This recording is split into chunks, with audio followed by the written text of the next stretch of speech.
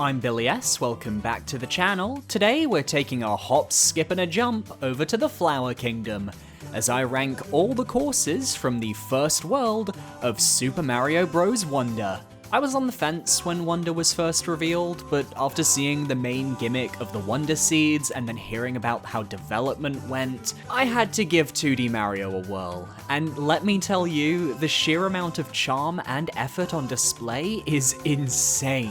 So I decided that for my first playthrough, after completing all the courses in a given world, I would stop playing, write a ranking script, and only continue the game after I finish each world's script. That way, this series serves as both an official Mario Wonder ranking, as well as a journal of my experience from start to finish. My rankings are based mainly on my enjoyment playing each level, did I vibe with the gimmicks used, how was the Wonder Seed implemented, etc. There's no science to it really, and fair warning, I'm not a big 2D Mario guy, so I'll be coming at this from a more casual fan's perspective. Without further ado, all 20 courses in World 1 of Super Mario Wonder, ranked. And let me know your favorites in the comments. In last place, we have Hurry Hurry, the first of 3 break time courses. As the name suggests, break time courses give you a break from the main game and ask you to complete a very short, very simple challenge for a Wonder Seed. I debated on whether to even include these in the ranking, but you know what? It doesn't hurt to include them. But I do think Hurry Hurry was a bit of a lazy one. The challenge is simply to dash. Dash and hold right, and you'll get yourself a Wonder Seed. Fall down and you'll be brought back to the start via the SIP panels. There's no real way to fail this challenge, and I can only assume it's included to remind players that 2D Mario games actually have a run button. You'd be surprised how many people don't remember that. In 19th place, we have Wonder Token Tunes, the second of the 3 break time courses. In this single room course, you jump around on the musical note blocks, collecting flower coins, and once 5 are collected, a musical score made of coins will play, indicating you've completed the challenge. The fun here is in the classic Mario music being revamped for the Switch, and just having fun bouncing around on the note blocks. You also can't fail it like Hurry Hurry, but at least you're being asked to jump around like you're in a little bounce house and not just run straight to the right with no challenge. In 18th place, we have Pop-Up Hoppo, the final break time course in World 1, and the one I enjoyed the most. Another one-room affair, only this time you're guiding a Hoppo with some well-timed jumps so that it falls down into the hole on the right, allowing you to bounce up and collect the Wonder Seed. It actively engages with your brain and feels a bit like one of those mobile phone game puzzles. Any excuse to interact with more Hoppos is a fun time, but there are many courses in Pipe Rock Plateau that expand upon the Hoppo to a much higher degree. Onwards and upwards. In 17th place, we have Parachute Cap 1, the first of the 3 badge challenges on the plateau. It suffers from being the badge that has the least novelty to me in terms of mechanics. A parachute is extremely useful for new players who need to be careful when platforming, or for wary players who want to do some precise aiming. But I prefer the more high-octane abilities. Hopping back and forth, trying to get the height to do a perfect parachute glide is fine and all, but it's not quite my cup of tea. Still a solid little training area and a great tutorial for the badge. In 16th place, we have Jet Run 1, the hidden expert badge challenge that teaches you how to use the jet run mechanic. The best way to describe this level is like you're playing Geometry Dash. The Jet Run badge allows you to dash in midair and jump for a short moment, so you have to use your momentum to clear the large gaps in the level and make your way to the flagpole at the end. I think the badge is super cool, and I'm hoping to see more Jet Run stages in the future given this is numbered 1, as this one is over a little too quickly, and I found the timing for the jump to get to the tip of the flagpole a bit of a pain. I can just see the potential for crazier stages here, and I want them. I want them a lot. Just avoiding our bottom 5, we have Welcome to the Flower Kingdom, the first course in Super Mario Wonder, and a perfect little introduction to the brand new Mario at our fingertips. We're immediately given opportunities to see Mario's new animations on full display, which are glorious. Then we get a crack at the new elephant power-up, which makes Mario a walking tank of adorable doom. He can charge up his water at the fountains found throughout to water flowers and rain down pain on his enemies. The wonder effect of this course is a perfect example of the wackiness of the wonder flower mechanic, with pipes beginning to slither, the world turning a shade of blue. It gives you the vibe you've smoked something you shouldn't have. But you know what, hot take? I love the talking flowers. I thought the voices would get annoying, but no, they're super supportive and comforting, and often provide you with hints throughout the courses on whether you've missed something important, or just provide nice commentary on what Mario's been up to. It should be a compliment that the first course in the game ranks lower on this list, because I think it's great, which means the game set a really high bar and only gets better from here on out. At number 14, we have Scram Skedaddlers.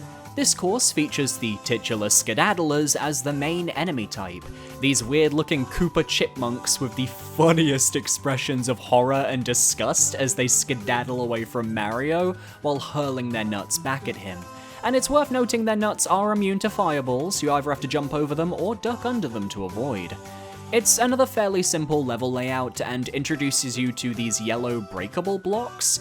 I've got no idea what they're meant to be though. Nuts? Cheese? Honey? No sé, somebody let me know down below. You can break them with Elephant Mario, or you can ground pound them with regular Mario. I love how for one of the flower coins, as well as for the main wonder effect, the game has you chasing down skedaddlers who hold your loot. It's great fun just getting to run through the level after your foes in the wonder segment, not needing to worry because you're being showered with power stars. And the puzzle for the last flower coin is pretty smart too, forcing the skedaddler to turn around and go towards the left, so it'll shoot the blockage on the right, leading to the flower coin.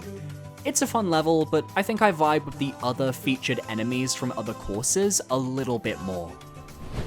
At number 13, we have the final badge challenge, Wall Climb Jump 1, which is to me the most in-depth of the 3 badge challenges. I think the wall climb ability is extremely useful, giving you an extra burst up any wall of your choice, and then allowing you to wall jump straight afterwards to give you real height. This is going to be a fan favorite badge. This level let me experiment and figure things out, and I felt really in control with every movement made. It just left a really positive impression on me, and I felt I got somewhat challenged due to the more technical aspect of the badge's ability. There was no holding right and jumping, it was a more in-depth experience. Not enough to make it higher on this list, but for a badge challenge, 13th is quite respectable. Hidden in a cavern near the end of World 1, Pipe Rock Rumble is a KO arena challenge where the aim is to complete each floor of the arena, defeating every enemy along the way. But where this challenge gets fun is its timed aspect. Depending on how fast you complete the course, you'll be given flower coins for your achievement, and that immediately made my completionist in my brain whoop with joy. The Goomba arena is adorable, with them nice and well lined up for Fire Mario to pick off. The walking piranha plants are a bit trickier, and the Bull Rush were definitely the toughest. If you don't have Elephant Mario to 3-hit stun kill them, you either have to do a ton of Fire Mario damage, or make them charge into bottomless pits, which is harder than it seems, and it will definitely mean you won't have the time to get all 3 flower coins. Hoping for more fun KO arenas in future worlds, I really love this concept.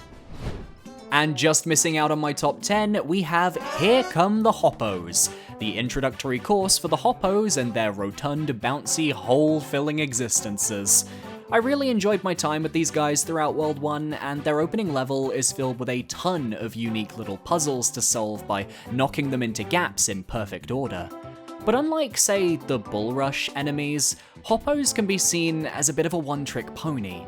You know their mechanic, and it's not easy to really shift the idea that you knock one into a hole, then another into a hole, then use them to bounce somewhere, rinse and repeat.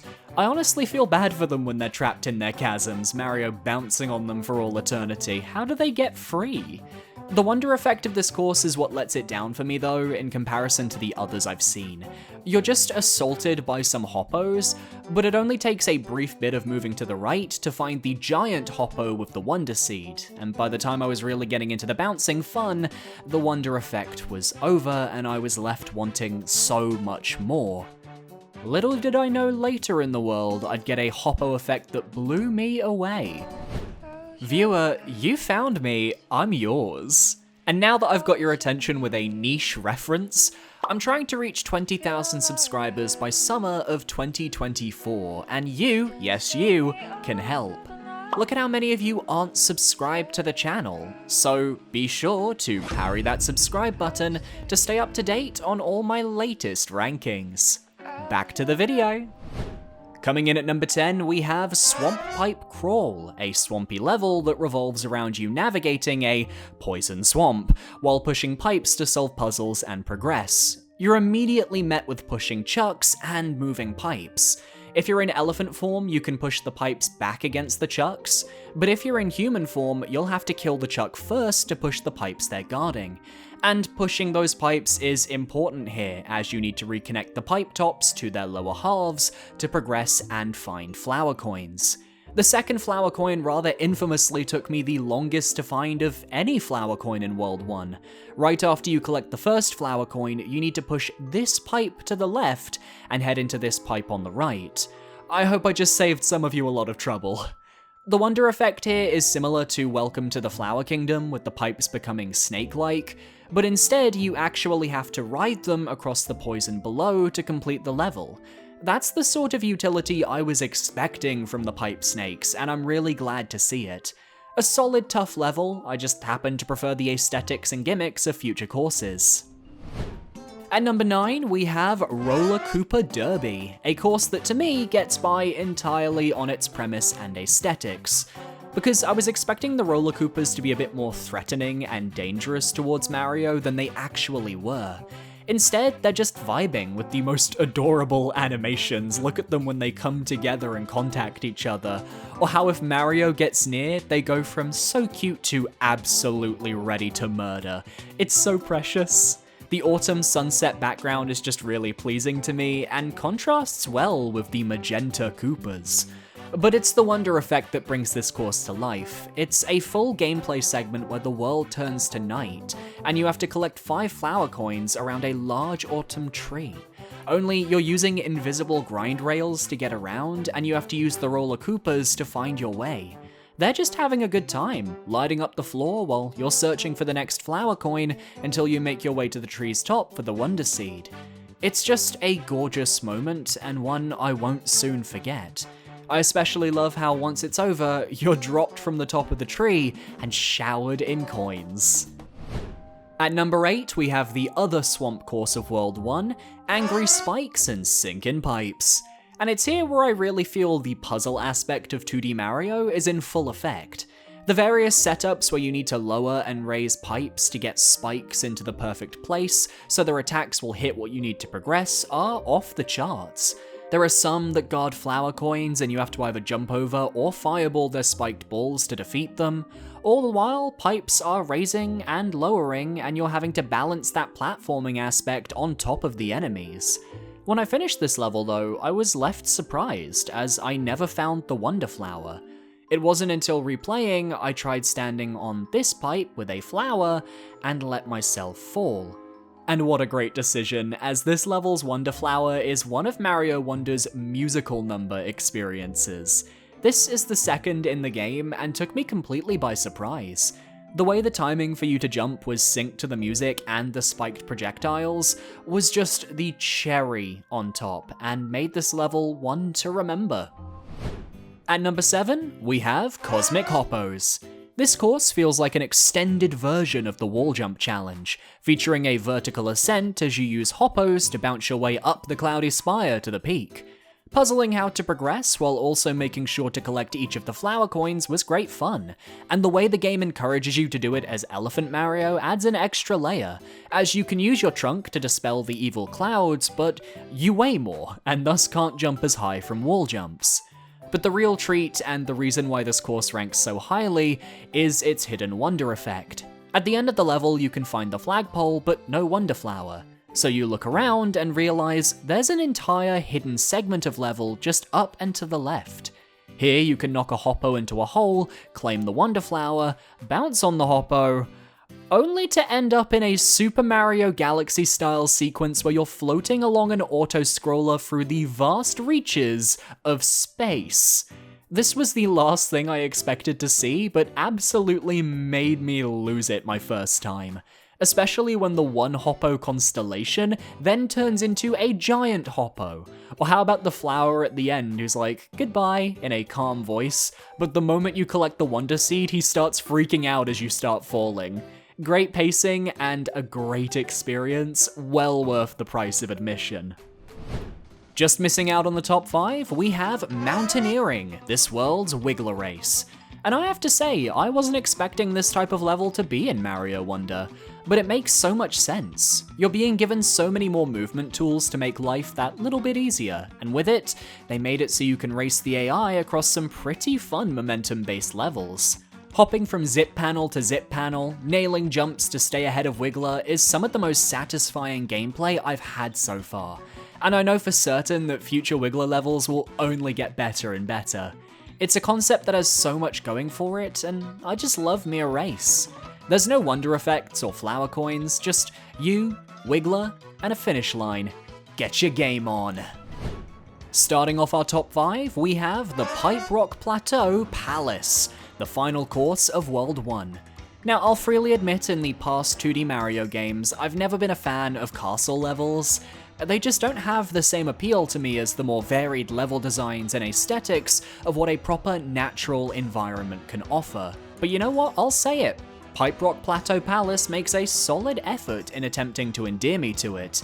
We've got the traditional enemy lineup, spooky bone Goombas, the return of the classic Hammer Bros setup, and the best Mario enemies of all time, Dry Bones, my boy, my man, making his Wonder debut. The first half of the level is just testing your skills, introducing you to those yellow platforms that rotate when struck. It's only once you collect the Wonder Flower that things get crazy. The music hits that familiar evil Mario tune, a green and red tint coats the screen, and suddenly, things begin to collapse. The palace's collapsing ceilings creates a fun dynamic that forces the player to adapt on the fly, constantly. And with all 3 flower coins placed after you collect the Wonder Flower, it's like saying, this is the real level, deal with it. I really enjoyed this gimmick and hope to see it again in a future level with even more fleshed out mechanics. Bowser Jr. as the first boss was fine. I liked the wonder mechanics of making one of us tall, one of us small, but it still ultimately was an extremely easy fight. Hoping we get some non-Bowser Jr. fights coming up. Just missing out on a podium finish, we have Bull Rush Express, the 4-star difficulty course found towards the end of World 1. And it already does exactly what I wanted from Super Mario Bros. Wonder, and that's take a mechanic from a previous level and create a challenge themed around it. In this case, you have to ride the Bull Rush as they soar across the level, hitting P-switches to summon coins while jumping at the right time to collect the flower coins floating throughout. This is a redux of a previous Wonder effect, and it's done absolutely perfectly. While you can complete the course as any form of Mario, and I did with Human Mario initially, it's clear that the course is built for Elephant Mario, as many of the enemies can be knocked over with your trunk, and the final trail of coins before the last jumps to the exit pipe are suspiciously Elephant Mario shaped. But most fun of all, this course holds a secret exit. If you can either make it to the end of the course as Elephant Mario, or just have an elephant power-up on hold when you reach the end, you can break these blocks and access a different exit, unlocking the path that takes you to 3 new courses and a warp to this game's special world. I even love the flower sassing you if you go the normal way out. Taking the bronze, we have the very level I was alluding to in our previous entry, it's Bull Rush coming through. Here we're introduced to the smiley Bull Rush in their natural habitat, the plains of the plateau. And the mechanics are simple but with a lot of depth. If you get in front of them, they'll charge at you. You can jump over them, lead them across gaps they'll sometimes leap over, and get them to break various blocks. One of my favorite puzzles involved ground pounding a tree and getting the Bull Rush to slowly come down to the lowest level where the blocks I needed it to break were. And these guys are able to catch you off guard if you're not careful. I took some damage from them. Those jumps.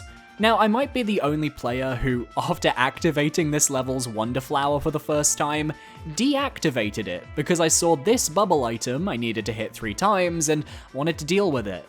And then the Stampede left, and then I was just left with a normal level. So when I reached the end of the level and got the flag, I thought, I need to do that one again. And then as I was riding the Stampede from the Lion King, I gagged when I saw we were going past the flagpole and further into the level to collect the Wonder Seed. A perfect introduction to secret exits, it made me very excited to realize there were levels out there that had alternate endings. Our silver medalist goes to the Sproings in the Twilight Forest. And do I need to explain why this course is so high on my list? Just look at it. The visual identity alone is enough to bring it into my top 5, even if the gameplay was bad. And that's not even the case, the gameplay is great. Using the whites of enemies' eyes, or even the eyes of the flowers to figure out where to go, what platforms exist, where the flower coins are, it's just so surprisingly intuitive. And for a challenge based around not being able to see your path forwards, it always feels like you know how to progress. The Sproings are fun new enemies that spring up when you get close, forcing you to approach them from higher ground, or at the peak of your jump to defeat them. They're goofy little goobers. But like all the best levels I've seen so far, it's the Wonder Flower moment that really brings this level to iconic status. Because everything is made long. Mario, the enemies, they're all extended. He becomes the longest of boys. And you have to make your way through the rest of the level, jumping over enemies, ducking down underneath obstacles, and so much more. Crouching has the added benefit of bringing the background of the level back to normal, which then brings in a whole host of collectibles, including the Wonder Seed that ends the sequence. It's entirely possible to reach the end of the level without the Wonder Seed and think, wait, what? You have to really pay attention to catch that. Combine this iconic new long stretch look with an already impeccable art direction for the level, and you've got an instant classic. But there's one level that put a smile on my face just that tad bit more. If you've kept track, you know our gold medalist is Piranha Plants on Parade, the second course in the game, and it's just a feel-good experience. It's only the second level of the game, and the first thing you're introduced to is a piranha plant who starts walking. What the fuck? This entire level is based around the concept of piranha plants leaving their pipes and deciding to march towards the player, and it's so weird. In terms of enemies, they're not hard to fight, being as squishy as any regular enemy when you have a power-up, and even the bigger variations only take a few hits to kill. Instead, the fun comes from the various bouncing note blocks found throughout the course, their introduction in this game, as well as the Fire Flower. Good to see a classic is still here. We've got puzzles introduced that involve traveling between the foreground and the background, a concept that just needs to be used more often in 2D platformers. And this course even has a secret exit if you're able to jump up this sloped pipe near the end of the level. Very well hidden, and the use of bringing us even closer to the camera as we walk past the end of level flagpole is so cool. But the best part of this level, it's not even close, you all know it, it's the Piranha Plants on Parade musical number when you collect this level's Wonder Flower. In what world could anyone have predicted we would get an auto-scroll musical number for the second Wonder Flower effect in the game? I just started laughing, it was so funny and so on brand for Nintendo, and such a weird but amazing little experience that really caps off this level in record fashion. I'm so looking forward to more musical numbers in future worlds. And now I just can't help but thinking about Piranha Plant in Smash Bros. Ultimate and seeing him but modded without the pipe and instead with those legs. Piranha Plant on Parade is just memorable to me, and sometimes that's all you need to take the #1 spot.